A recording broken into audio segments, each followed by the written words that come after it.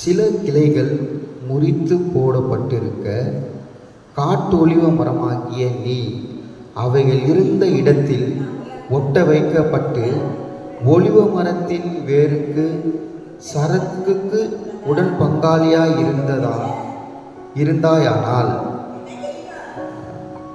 சில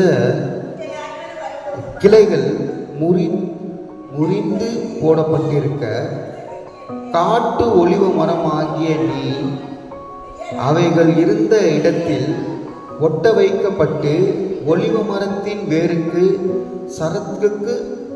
சரத்துக்கு உடன் பங்காளியாய் இருந்தாய். ஆனால் இந்த வசனத்தில் நம்மளால் என்ன பார்க்க முடியுதுன்னு சொன்னால், சில கிளைகள் முறிக்கப்பட்டு விடப்பட்டு இருக்கும். காட்டு ஒலிவ மரமாகிய நீ அவைகளில் இருந்து ஒட்ட வைக்கப்பட்டு, காட்டு ஒலிவ மரம் என்று அப்போஸ்தலனாகிய பவுல் இந்த ரோமருக்கு எழுதும்போது சொல்லுகிறார். இதை யாரை சொல்கிறான்னு சொன்னால், அந்த பகுதியில் அந்த நாட்களில் வாழ்ந்ததான விசுவாசிகளை பார்த்து சொல்லுறாரு. நீ எப்படி இருந்தனா, காட்டு ஒலிவ மரமாக இருக்கிற நீ என்ன பண்ணுற, சில கிளைகள் முறிந்து விழுந்திருக்கு. ஆனால் முறிந்து விழுந்ததானே நீ திரும்பவும் என்ன பண்ணணுமா, ஒட்ட வைக்கப்படணும், மீண்டும் ஒட்ட வைக்கப்படணும்னு சொல்லி அப்போஸ்தலனாகிய பவுல் சொல்கிறாரு. இந்த ஏப்ரல் மாதம் 1வது நாளில் கூட கர்த்தருடைய வசனம் நமக்கு சொல்லுவது அதுதான். நீயும் நானும் ஒட்ட வைக்கப்படணும். அல்லேலூயா. ஒட்ட வைக்கப்படுகிறதான சூழ்நிலைகள் நம்மளோட வாழ்க்கையில் நேரிடணும். நீயும் நானும் தேவனோடு கூட ஒட்டி இருக்கணும். அதுதான் நம்ம யோவான் 15ஆம் அதிகாரம் 4-5 வசனத்தில் வாசிக்கும் போது, யோவான் 15ஆம் அதிகாரத்தில், யோவான் 15:4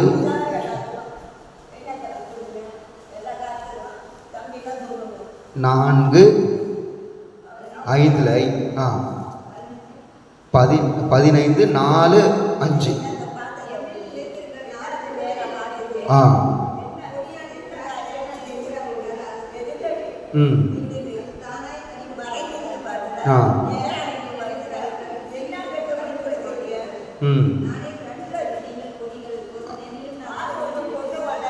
அவன் மிகுந்த கனிகளை கொடுப்பான். அல்லேலூயா.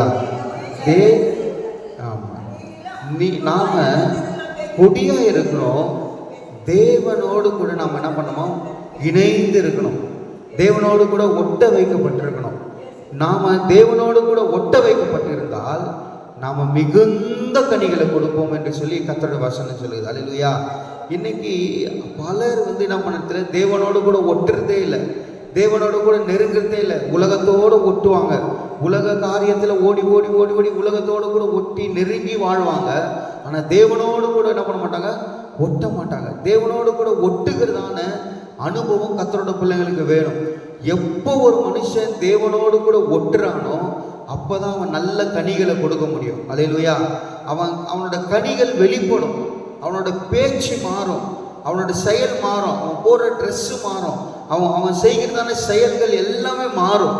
நீ தேவனோடு கூட ஒட்டாமல் இருந்தீனா, நீ உலகத்தோடு ஒட்டியிருந்தீனா, உலகம் தான் உனக்குள்ளே இருக்கும். உலகம் தான் உன்னை பிடித்து கொள்ளும். உலக ஆசையில், உலக பெருமையில், உலகத்தோட தேவைக்காக நீ ஓடிக்கொண்டே இருப்ப. ஆனால் நீ தேவனோடு கூட ஒட்டி இருந்தீனா, தேவன் அவரை போல உன்னை மாற்றிடுவார். அல்லேலூயா. இதுக்கு ஒரு சின்ன எக்ஸாம்பிளாக ஒரு வசனத்தை மாத்திரம் எடுத்து சொல்லிட்டு நான் முடிக்க ஆசைப்படுறேன். மத்தேயு 26ஆம் அதிகாரம் 73வது வசனத்தை வாசிக்கும் போது, மத்தேயு 26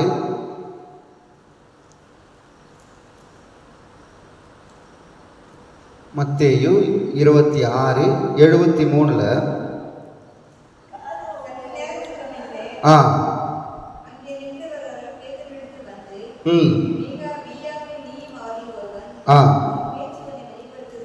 வாமா. இங்க பாத்தீங்கன்னா பேதுருக்கிட்ட போய் கேட்குறாங்க. பேதுருக்கிட்ட போய் அங்கே இருந்தவங்க சொல்கிறாங்க, நீயும் அவர் கூட இருந்தவர் தானே. மெய்யாகவே நாங்க சொல்றோம், சத்தியமா நான் சொல்றேன், நீ அவர் கூட இருந்தவன் தான். ஏன்னா என்ன வெளிப்படுத்துதான்? உன்னுடைய பேச்சு வெளிப்படுத்துது. பாருங்களேன், இயேசு கிறிஸ்து இந்த பூமியில ஊழியம் செஞ்சது 3.5 ஆண்டு தான், 3.5 வருஷம் தான் ஊழியம் செஞ்சாரு. இந்த பேதுரு எத்தனை வருஷம் அவர் கூட இருந்தாரு? எத்தனை வருஷம் இருந்தாரு? 3.5 வருஷம் தான் இயேசு கூட இருந்தாரு. இயேசு கிறிஸ்து ஊழியம் துவங்கும் போது பேதுரு கலிலேயா கடல் அருகையிலிருந்து அடைச்சாரு ஊழியத்துக்கு, பின்னே வான்னு சொல்லி மீன் பிடிக்கிறவன. அதோட இயேசு கிறிஸ்து கூட தான் சுத்திட்டு இருந்தாரு இந்த பேதுரு. இந்த சம்பவம் எங்க நடக்குதுன்னு சொன்னா, இயேசு கிறிஸ்து காட்டி கொடுக்கப்பட்டு சிறையில் இருக்கும்போது அங்கு அவர் வந்து அந்த மறுநாள் காலையில இயேசு கிறிஸ்து வந்து என்ன பண்ண போறாங்க, சிலுவையில் அறியப்படுவதுக்கெல்லாம் முன்னாடி நடந்ததான ஒரு ராத்திரியில நடந்ததான ஒரு சம்பவம். அப்போ அங்க கூடியிருந்தவங்க கேட்குறாங்க, நீயும் இயேசு கூட இருந்தவர் தானே, உன் பேச்சு வந்து வெளிப்படுது, உன் பேச்சு அதே போல தெரியுது அப்படின்னு சொல்றாங்க. பாருங்களேன், இயேசு கூட இருந்தா நம்மளோட பேச்சு மாறுது. அல்லேலூயா. இயேசு உனக்குள்ள இருந்தார்னா உன்னோட வார்த்தை மாறும். இயேசு உன் கூட இருந்தார்னா உன்னுடைய செயல்கள் எல்லாம் மாறும். இயேசு உனக்குள்ள இருந்தார்னா நீ ஆசீர்வாதமான வார்த்தையை பேசுவ, சாபமானதை பேச மாட்டேன். இயேசு உனக்குள்ளாக இருந்தார்னா நீ விசுவாசமான பேச்சை பேசுவ, உனக்குள்ள இருந்து அவிசுவாசமான பேச்சு வராது. இயேசு உனக்குள்ள இருந்தார்னா நீ எல்லாரையும் ஆசீர்வதிப்ப, யாரையும் சபிக்க மாட்டேன். அல்லேலூயா. கெட்ட வார்த்தை உன் வாயிலிருந்து வராது. இயேசு உனக்குள்ள இருந்தார்னா, இயேசு உனக்குள்ள இருந்தார்னா உன் நண்பர்களோடு கூட இயேசுவை குறித்தே நீ பேசுவ, உன் பேச்சு மாறும். அல்லேலூயா. இயேசு நம்மோடு கூட இருந்தா, இயேசுவோடு கூட நாம ஒட்டி இருந்தனா, அதனால தான் யோவான் 15 நாம் வாசித்தோம், நீ அவரோடு கூட இணைந்து இருக்கும்போது, கொடியாகி அவரோடு கூட நாம் இணைந்து இருப்போம் என்று சொன்னால் நாம் நல்ல கனிகளை கொடுப்போம். அல்லேலூயா. நல்ல கனி நீ கொடுக்கணும்னு சொன்னா, உன் வாழ்க்கையில கனி உள்ள வாழ்க்கை நீ வாழணும். ஊழியத்துல நீ கனி கொடுக்கணும், சபைக்கு நீ கனி கொடுக்கணும், உன் குடும்பத்திற்கு நீ கனி கொடுக்கணும், நீ இருக்கிறதான சமுதாயத்துக்கு கனி கொடுக்கணும், நீ இருக்கிறதான பகுதிக்கு கனி கொடுக்கணும் என்று சொன்னால் நீ தேவனோடு கூட ஒட்ட வைக்கப்பட்டிருக்கணும். அல்லேலூயா. நீ அவரோடு கூட ஒட்டி வாழணும். நீ அவரோடு கூட நெருங்கி இருக்கும்போது கர்த்தர் உன்னை மீண்டுமாக அவரோடு கூட ஒட்டி இருக்க அவர் கிருபை செய்வார், அவர் வாழ கிருபை செய்வார். அல்லேலூயா. அதே ரோமர் 11ஆம் அதிகாரத்துல 23 வசனம் 20-23 வாசிக்கும் போது, ரோமர் 11:20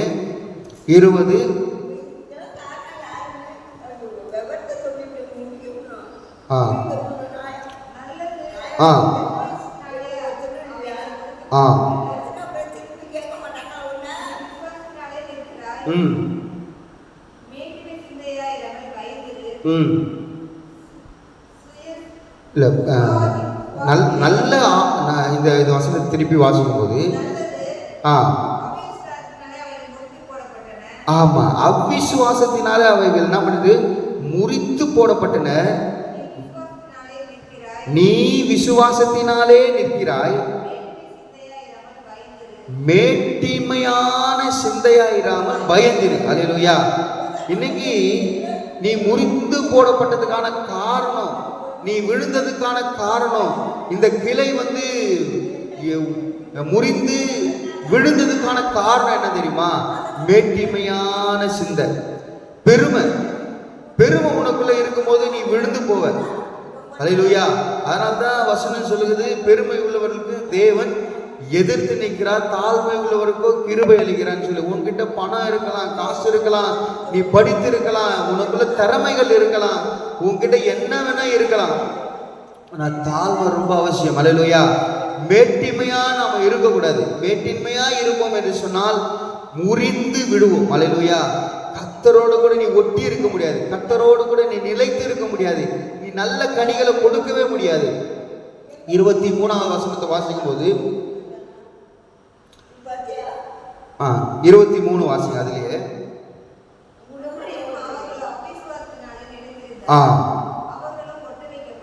ஒட்ட வைக்கப்படுவார்கள். ஆமா. அல்லேலூயா. அன்றியும் அவர்கள் அவிசுவாசத்தினாலே நிலைத்திருந்தார்கள். அவிசுவாசம் அவிசுவாசம் உனக்குள்ள இருந்தா நீ ஒட்ட முடியாது.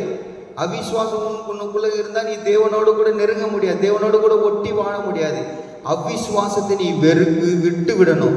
நீ விசுவாசம் உள்ள வாழ்க்கை வாழணும். உனக்குள்ளாக விசுவாசம் உள்ள வாழ்க்கை வாழ நீ ஆரம்பிக்கும் போது நீ தேவனோடு கூட ஒட்ட வைக்கப்படுவாய். அல்லேலூயா. அப்போ அதனால தான் இந்த வசனத்தை திரும்ப வாசிக்கிறோம். அன்றியும் அவர்கள் அவிசுவாசத்தினாலே நிலைத்திருந்தால் ஒட்ட வைக்கப்படுவார்கள். அவிசுவாசத்தை விட்டு நீ விலகிட்டேனா நீ மீண்டும் என்ன பண்ணுவ? ஒட்ட வைக்கப்படுவ. நீ மீண்டும் ஒட்ட வைக்கப்படணும், நீ தேவனோடு கூட நெருங்கணும் என்று சொன்னால் உன்னோட அவிசுவாசத்தை நீ எடுக்கணும். முதலாவது தேவனோடு கூட நீ ஒட்டி இருந்தினா நல்ல கனிகளை கொடுப்ப. நீ தேவனோடு கூட நெருங்கி இருக்கும்போது உன்னோட அவிசுவாசத்தை நீ விட்டு விலகும் போது தேவனோடு கூட மீண்டும் ஒட்ட வைக்கப்படுவ. அதே 24ஆம் வசனத்தை வாசிக்கும் போது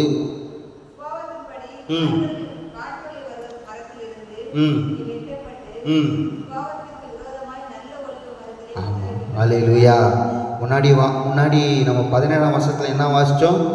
நீ என்ன பண்ணுங்க, காட்டு ஒலிவ மரமாகிய நீ என்று சொல்லி இந்த வசனத்தை நம்ம துவங்கணும் ஆரம்பித்தோம். ஆனால் இந்த 24ஆவது வசனம் சொல்லுது, நீ சுபாவத்தின்படி காட்டு ஒலிவ மரம் தான், நீ காட்டில் இருக்கிறவன் தான், நீ காட்டான் தான். ஆனால் இங்கே என்ன பண்ணுற, ஆண்டவர் உன்னுக்குள்ளே வரும்போது தேவனோடு கூட நீ ஒட்ட வைக்கப்படும் போது, தேவனோடு கூட நீ நெருங்கும் போது கர்த்தர் உன்னை எப்படி மாற்றுவார் தெரியுமா? நல்ல ஒலிவ மரமாக மாற்றுவார். அல்லேலூயா. நல்ல ஒலிவ மரமாக, நல்ல ஒலிவ மரத்தோடு கூட நீ ஒட்டி வாழும்படி கர்த்தர் உனக்கு கிருபை செய்வார். அல்லேலூயா. நீ மீண்டும் ஒட்ட வைக்கப்படுவாய். கர்த்தர் உன்னை மீண்டும் ஒட்டி அவரோடு கூட இருக்கும்படி கர்த்தர் கிருபை செய்வார். நீ தேவனோடு கூட ஒட்டி வாழ கர்த்தர் உனக்கு உதவி செய்யணும்னு சொன்னா நீ தேவ சமூகத்தில் காத்திருக்கணும். உன்னோட பழையவைகள் எல்லாவற்றையும் நீ வெறுக்கணும். நீ தேவனோடு கூட நெருங்கணும்.